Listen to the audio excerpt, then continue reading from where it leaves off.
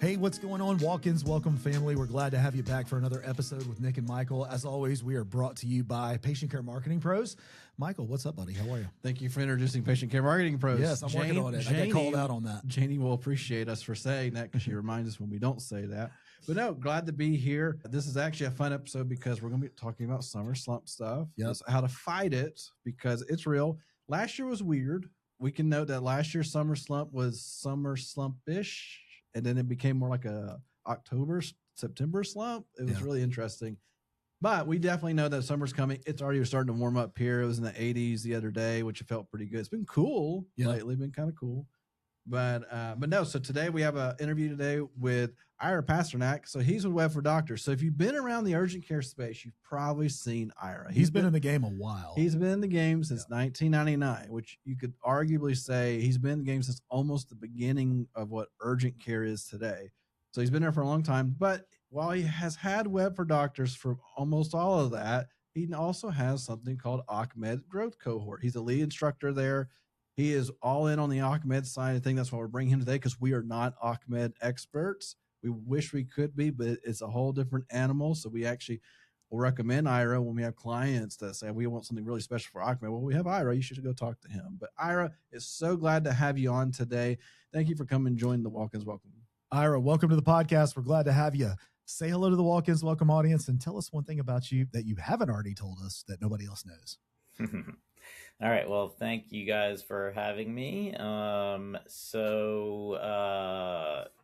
The one thing that nobody or not too many people know about me is that I had a brief experiment with a comedy career, if you could call it that. I got as far as taking one improv comedy class about 15, 16 years ago, probably.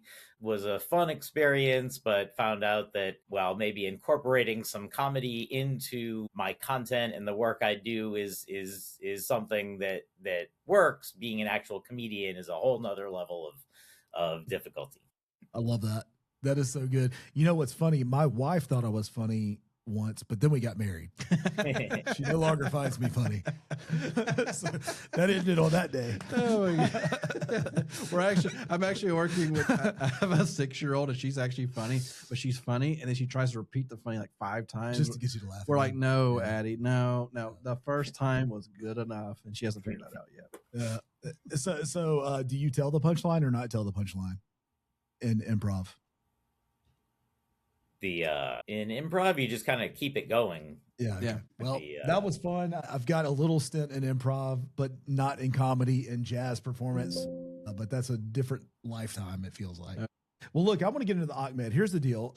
This podcast exists to help our listeners get more patients, deliver better care, get repeat visits, and scale up. Everybody is always nervous when we talk to them. And Ira, I know you deal with this as well. Going into the summer, they're always our clinics are always like, where can we lean things out, or where can we maximize dollars, or where do we need to shift? And one of the things that we often talk about, which is why we wanted you here in the first place, is AchMed. I believe, well, how about this? I don't care what I believe. What do you believe about AchMed and how it impacts, especially going into the summer months? Sure, that's a great question. And of course, all of this you have to take with a bit of a grain of salt, because the summer months vary depending on market and the opportunities vary depending on market. But in general, a lot of AchMed opportunity is going to occur during the time when you're going to slow down from your normal urgent care rush. So as you kind of get into the spring, you're going to have, in many markets, you've got people hiring for the summer. So you've got pre-employment physicals, and then you've got people in outdoor physical roles over the summer. So you've got more injuries maybe coming from those types of companies. And then as you get into the summer, you've got schools hiring for the fall and staffing up and needing and having annual or pre-employment physicals. So there's a variety of employment related services that in many markets are going to bunch up into the spring and the summer months. Yeah, I mean, I think what the biggest thing we can say about AchMed, it doesn't have to, it's not have to be seasonal. It can happen any time of the year. But the best time, in my opinion, to get started is when things slow down. One, you're going to get the impact and it's going to carry you. And then two, it's something that you can build and sustain. Well, because I think a lot of urgent cares miss that AchMed is not just, let me just start doing some physicals, and that's AchMed. It's so much, like you just mentioned, it's so much more than that. It takes a whole process for it. It's not just, I'm just going to add a service, it'll be fine, and it doesn't work out. And then as we know in this industry, because we talk to a lot of urgent cares, summer is the time to take on that new project you've been kind of back burning for a while, because you do have a little more capacity to do so. While you may say, well, I'm not getting as much patient or volume, true, but you can also improve things, and adding AchMed effectively, not just for the heck of it, will actually make an impact. And like I said, I think summer is that opportunity. And that's why we're bringing the episode right now, because we're right before summer hits. If they've been thinking about it, this might be the reason to go do it. Yep. Well, you just set me up as perfectly as you could there to talk a little bit about the AchMed Growth Cohort, which is our training program. It's an 8-week program, and the next cohort we specifically designed for the summer months. It starts on June 3rd. And again, that's specifically because we know that a lot of urgent care practices do have some slowdown during that time. Whether you're talking about the people on the operations or management side or on the clinical side, there is that's a good time for kind of upskilling and adding future opportunities. And so learning about AchMed, and on the growth side, the business side, the cohort is designed perfectly to kind of get you up to speed during those summer months. At the same time, it's not just a theoretical course, it's a practical course where throughout it, we're giving you leads for local employers. You identify the employer, we'll give you the contact information for likely decision makers, so that you've got literal leads coming as part of the course to practice what you're learning and to get better at the outreach that we're teaching you. Which, I'm getting a little ahead of myself. I haven't really necessarily told you about the course, but that's one of the nice things about it is it's a very practical way to learn new skills. Well, you call it a cohort, mm-hmm. And typically speaking, when I hear something like that, there's webinars, there's classes, but a cohort is both. We're going to learn and do, right? Yep. You almost could call it a workshop. Right. I think a workshop is putting things into practice. I think a cohort is let's learn it and then let's do it. And everything is happening at the same time. So I think, Ira, from an expectation setting level, if it's an 8-week course, is it at the end of 8 weeks where we're going to start seeing progress here? Nope. There's going to be actionable things you're going to see after the first week. In fact, basically there's the flow of each week is that we'll start in the one exception on week 1 is that there isn't exactly a week 0 that everyone's going to be on track with. So you won't have had homework necessarily leading up to the first week, but every week there's essentially going to be a homework assignment, and we'll start the following week with a discussion of that assignment, so that will involve researching opportunities, but also reaching out to those opportunities in your community and then reporting back to the group and learning from that experience, learning from everyone else. From there, after that recap, we go into the new week's lesson and teach about a specific industry and how to communicate with and sell AchMed services to that industry. After an overview, we get into some messaging, and that's a very interactive part of the course, where each week everyone will kind of have a chance to practice their version of the questions and the kind of way that you want to communicate with people in that niche, whether it's general construction contractors or subcontractors like electricians, transportation companies, manufacturing companies, schools, other municipalities. We cover essentially a different industry or group of industries each week and teach you kind of the ins and outs of communicating with that. And again, at the end, you get an opportunity to identify accounts you'd like to go after, and we'll help you get a jump start by handing you contact information for some of those accounts. That's good. Very practical, very hands-on. But I could imagine if I were a clinic owner, I'm thinking that's a time investment, I want to make sure that if I'm going to, commit to 8 weeks, I'm going to get the most value extracted out of this as I possibly can. But maybe it's not the clinician that you're looking for. Who is the ideal person? Is it the marketing director? Is it the front desk? Is it a dedicated salesperson that they're going to have to hire? Is it the physician themselves? Who are we looking at to bring into this course? The great question there. We have not necessarily had physicians in this course, although it certainly could be relevant to them, especially if they're an owner physician that's taking on more of a growth role. But we've had everyone from dedicated sales reps to sales managers to the owner of a 35 location urgent care brand, along with his sales team, where it was in our first course. And so it can also be anyone who's just taking a active role in growing the practice. So that could be an operations or office manager, or in some practices we've seen even there's a medical assistant or an x-ray tech who wants to take on more responsibility and kind of likes AchMed, and they end up in that kind of growth role. So doesn't have to be someone spending 40 hours a week selling AchMed, but it's got to be someone spending at least a half a day a week focused on outreach beyond just kind of existing account management, which is likely going to be kind of a balance to that outreach for some of those smaller practices.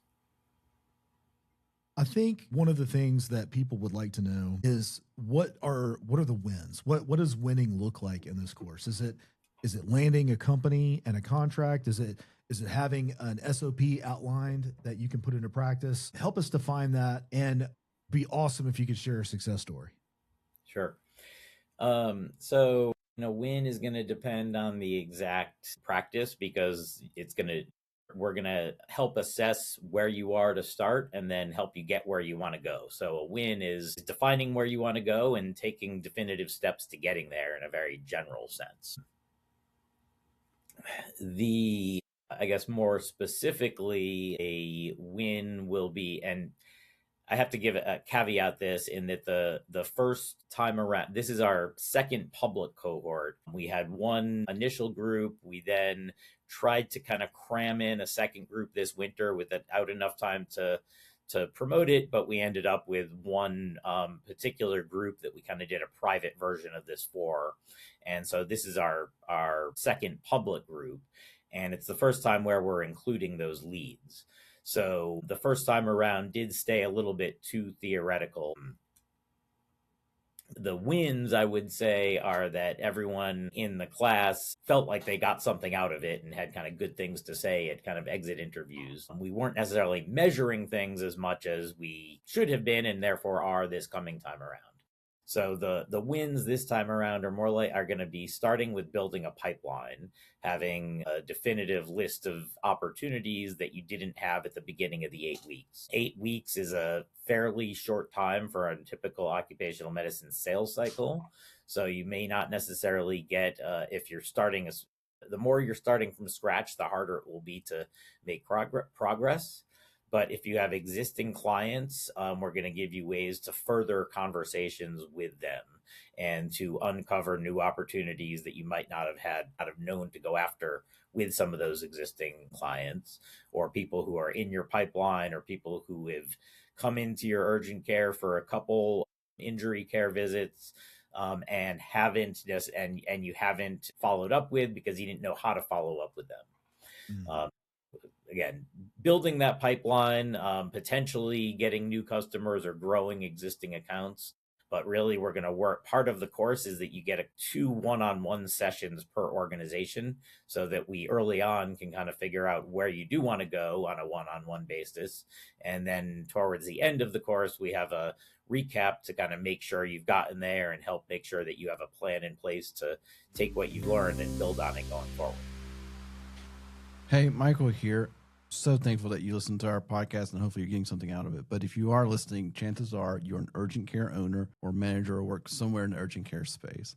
And you either are seeking out information to improve your clinic or just find ways to make it more operationally efficient. We understand our audience really well. Now, On the other side of our podcast is a company called Patient Care Marketing Pros. So if you are seeking out ways to increase the amount of patients coming in your door, Patient Care Marketing Pros can do that for you. We are all about increasing your visibility on search. So when there's more visibility, there's more likely a patient will see you and interact with you and become that actual patient, come into your clinic. We're all about that. We're here to help you with that. So if you have patient volume issues or you have revenue issues, or you're looking to add that second location, but you're just not sure if it will do well or not, we can help you. Also, too, we work from startup to mini multi-locations. So if you are because we get it, multi-locations, if you have half of your locations are doing well, supporting your other half that aren't doing well, we can make the whole set do better. That's all we care about is getting the patient volume numbers up through digital marketing. Love talking to you more at patientcaremarketingpros.com. See you then. You know, you mentioned a little bit about filling the funnel and all those different things. So, which speaks our language.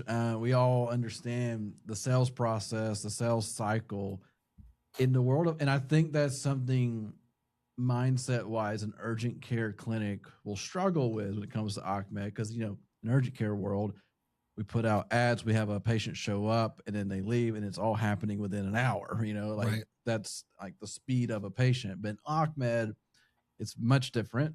As you said, like you got to have to like build out your system a little bit.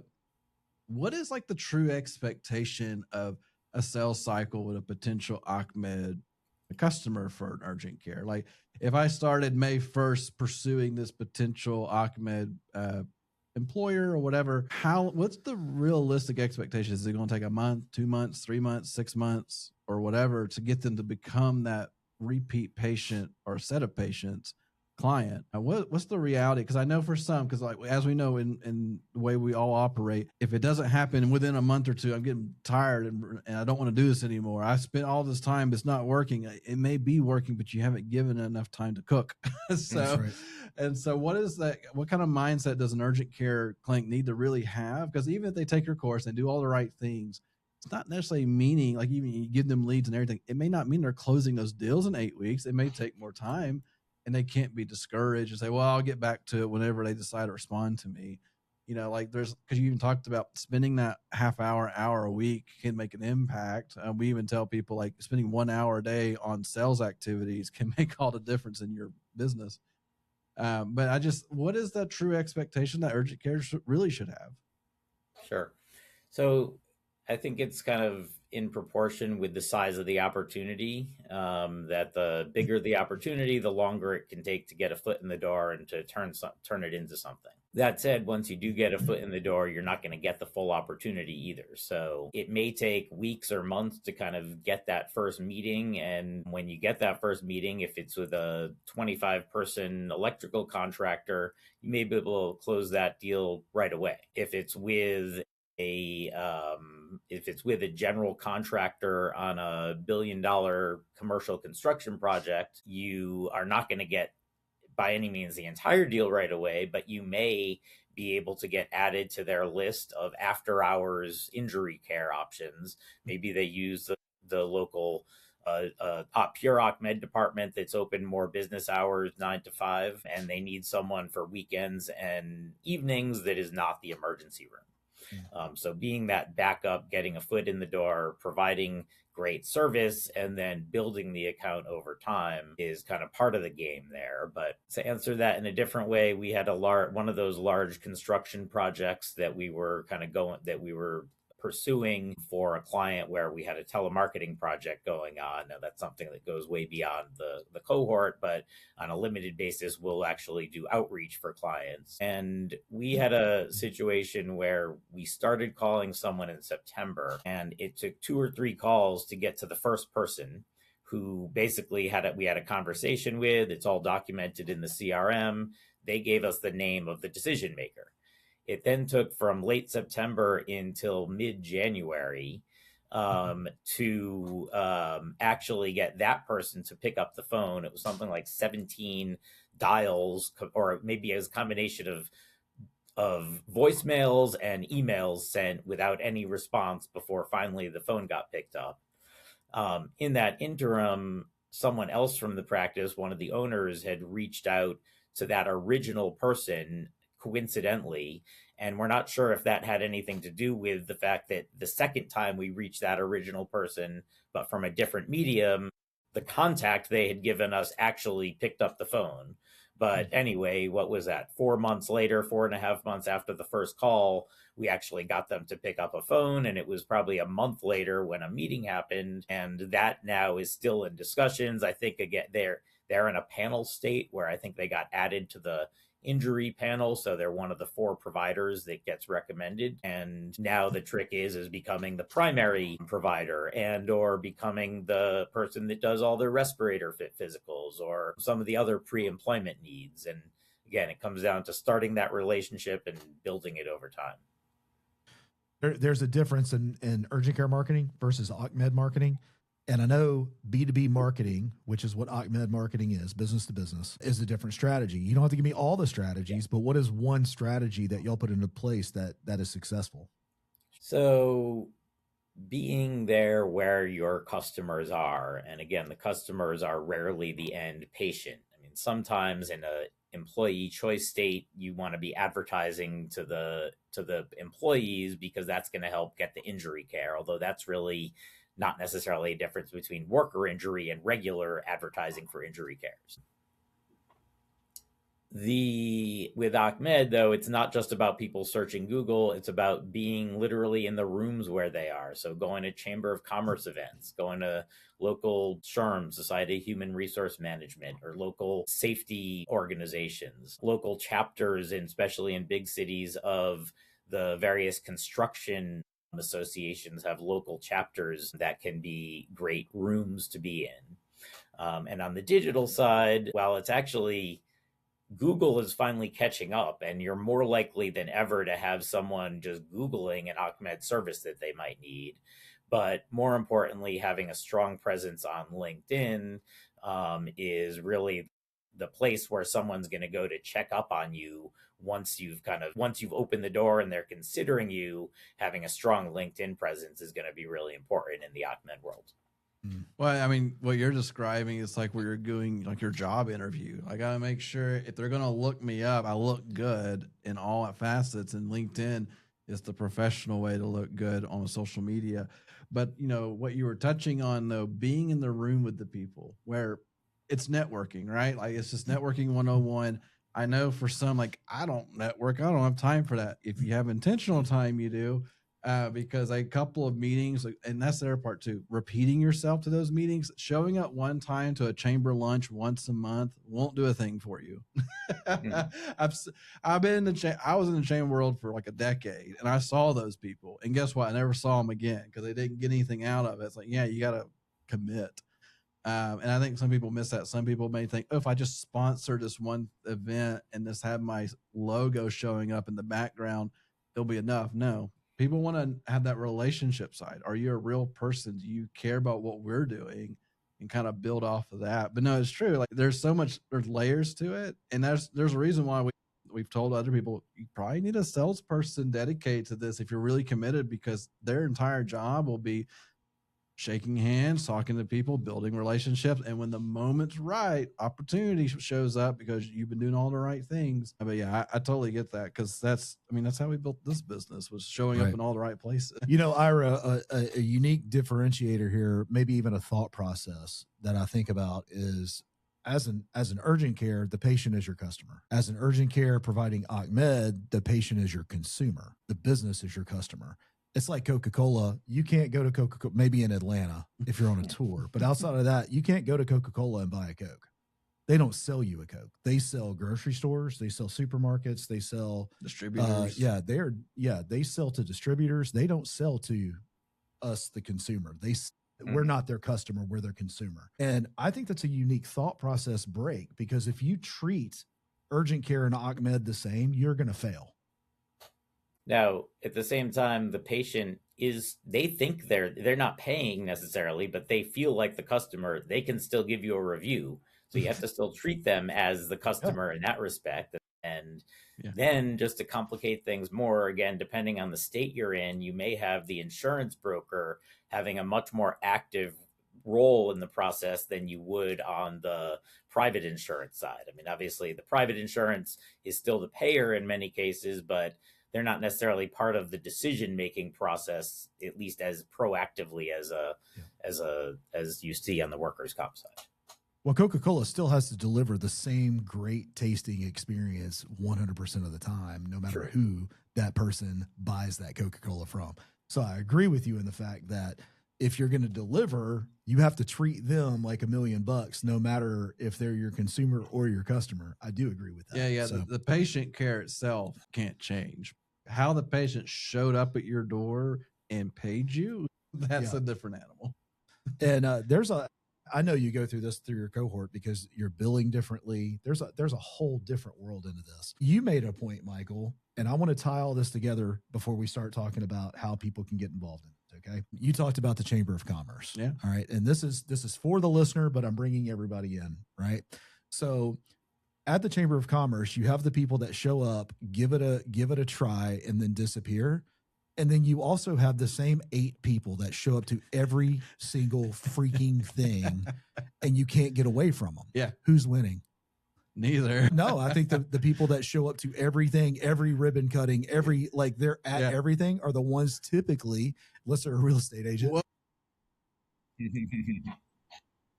the reason why I said neither, because the ones that show up every single time, they've lost their intentionality. It's more like a breakfast club to them. Well, you totally destroyed my point. It was going to be good. It's gone. It's Ira, we're done here. Michael cooked it. It really, you have to find the right group, and you do want to find a group and stick with it, but you don't want to stick with it just to stick with it just because it's your buddies. You want to make sure you're finding something where you're being productive, and it doesn't necessarily have to be that weekly, just kind of general networking meeting. It might be the quarterly barbecue. It might be like a quarterly. I know like one group that one of my clients was looking at, they've got a talk every month, but then once a quarter, they have more of kind of like a happy hour social event. And so some people, their style might be to go to the one that the talks. Other people might want to go to the social events, and kind of showing up with someone on your team is also helpful there too. So finding the right fit, and then being a part of the community, being a volunteer, and actually getting involved in some of those groups. One other trick there is that if you've got a great customer, ask them what groups they go to. Yep. Oh, that's good.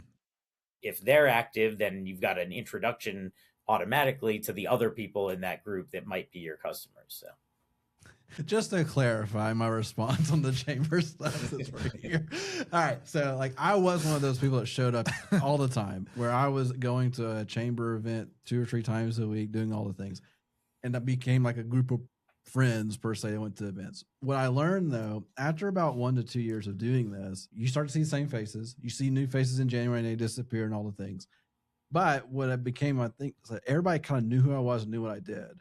So then my goal became, I need to meet 3 to 4 new people at each event. Because if I just sit there and talk to the same people that know what I do, that's been established, and that will pay off later. But if I'm not introducing myself and putting myself out there to find these new people, it starts to hurt. Because what happens, this is what I learned, you have all those established relationships, you go find that new person in the event, and then the established relationship will also introduce you and say how cool you or great you are. And there's like instant rapport being built with this new stranger. And so it's a combination, but I do recognize some people that just show up. They like, do you have a job? It's a social club. Well, at the end of the day, the whole point I was attempting at anyway, that was totally crushed, and my dreams with it was simply that if you think as an urgent care, maybe an independent location, that you're not going to be able to compete with 100 other urgent cares in the location that you market in, that's just not accurate, because most of them are going to start but never finish. Yes. And so if you stick to it, we're talking about an 8-week course, Ira, which I want you to start talking about now, but we're talking about an 8-week course. To stick through that entire course and to put those things into practice, setting you up for long-term success while everybody else is just kind of dabbling in it. Yeah.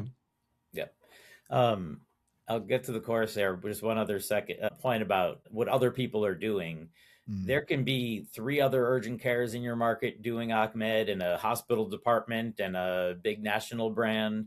and there's still a corner for you to carve out, whether it's geographically or a certain service or type of business you're good at. We recently talked to one of the relatively larger multi-state urgent care brands, and what they're really going after is a very thin slice of the opportunity based on what they know they can get good at and they can scale. And it may not even be the exact same because they're in different states. There may be slightly different flavors from state to state, but they have their very specific goal within AchMed, which leaves a whole ton of opportunity available for not just the pure AchMeds, but for smaller independent urgent cares that can be more nimble and flexible than they can be as a larger national brand or regional brand. That's good. All right. So the cohort starts in June, and you've put together a landing page just for the patient care marketing pros and walk-ins welcome audience. Thank you for that. We're going to drop in the that, show notes. Yep. We're going to drop that in the show notes so that you can get $500 off the cohort. So that's a special discount that Ira and his team is offering to you. And we want to encourage you, if you're exploring AchMed as part of your clinic strategy, especially going into the summer months, take advantage of the $500 discount, find an opportunity to put the right person in this, and let's get this built for your clinic. Yes? Anything else I need to add there, or you want to add there, Ira?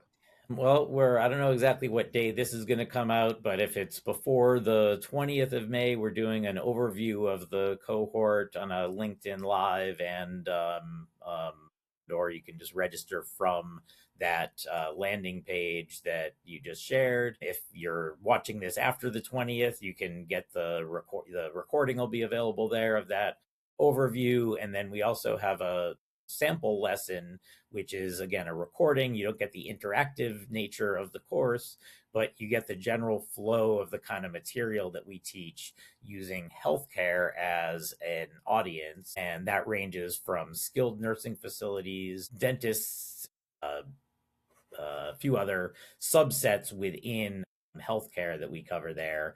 But the bottom line is that we kind of use that healthcare as an example to show the type of teaching we do in the class. And you can get to that sample lesson from the link, which will be in those show notes. I love it. All right. Well, let's have some fun real quick before we take us out. We'll drop all the links in the show notes for you to get to, but let's go through our fire round. Michael, I'll take one. You take one. I'll take one. And remember, Ira, just whatever's off the top of your head. Okay. Here we go. All right. What's one habit that has made the biggest impact on your success? Listening to audiobooks and educational stuff on YouTube. Favorite one?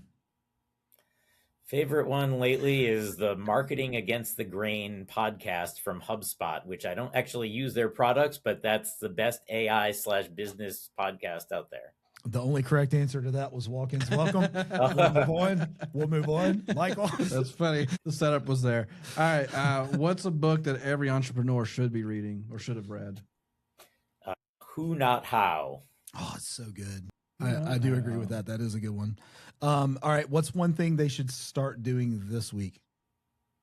One thing they should start doing this week is learning more about how they can grow their AchMed revenue for their urgent care practice. See, now he laid himself up. There you go. Like that. All right, Michael. All right. What's the best business advice you've ever received? The best business advice I've ever received is don't be afraid of lawyers, and a contract just has to be something that makes it that both people agree to. I get that. Yeah, I really do. We had tired of lawyers. Yeah, we're tired of lawyers right now. But sorry, attorneys, but you're making us itch right now. But there have been some things that have come up in the past 8 months or so where kind of appreciated the attorney step in because it made things a lot smoother and cleaner on the other side for everybody. And there was no questions, which was good. But I agree to that. All right. So when it comes to building a business, what's the number one thing that people tend to underestimate? Well, how important systems are. Yeah, I do agree with that. You rise to the level of your systems or you die by them. All right. Coffee or any energy drinks? Coffee. Are you you like the mornings or the evenings? I've changed. I used to be a night owl. I now have become a wake up at 5 a.m. kind of guy. You're an early bird now. All right, last one. If you could give every urgent care owner one sentence of advice, what would it be? Get creative and keep at it. I love that. That's good. You know, Ira, I recently came back from a Savannah Bananas game, and it is the way they have approached baseball from a, I hate to say a boring game. That's not really what I mean by it, but a very, very traditional way of doing things and flipping it completely on its head and what it's turned into because of that. I mean, you want to talk about an industry right for doing that? Urgent care. Yeah. You know, you could take it and you could flip the model on its head. And we've seen some of that. Yeah. And we've seen it. I like that you said creativity. It's immediately what brought to my mind. Ira, thank you for coming on the podcast today. Man, we love having you on here. This is the second time you've been on with us. We've been friends for years now. I like to actually bring you and WebForDoctors up on the teaching moments on how your competitor is not your competitor. No. You can be friends with people that are in the same industry with you. You can learn from each other. You can refer to each other. And you've been a good friend to us. I hope you feel the same way. Ira, thanks for coming on the podcast, brother. We appreciate you, man. Thanks, guys, for having me. And I'd love to come back anytime. We'll do it again soon, man. Thank you. We'll talk to you soon.